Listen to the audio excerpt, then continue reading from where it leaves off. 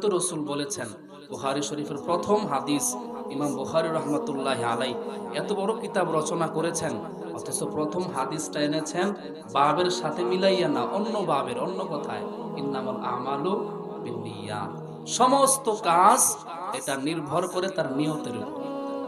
এজন্য যারা বসছেন এখানে, নিয়তকে খালেস করেন যে আমি এখানে বসেছি দুইটা কথা শুনবো, আমল করব, আমি নিজেও আমল করব, আপনারাও আমল করবেন, নিজেও শুনবো, নিজেও বুঝবো, অপর ভাইকেও বোঝাবো।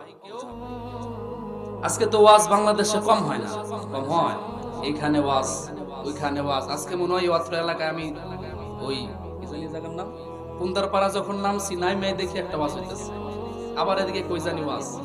তো আশেপাশে কিন্তু অনেক ওয়াজ হয় এই সিজনে, অনেক ওয়াজ আসলে কিন্তু হয়। একটা থানায় প্রতিদিন, বিশ্বাস না হইলেও ৫-৭টা ওয়াজ একটা থানাতে। চিন্তা করেন কতটি থানা আছে।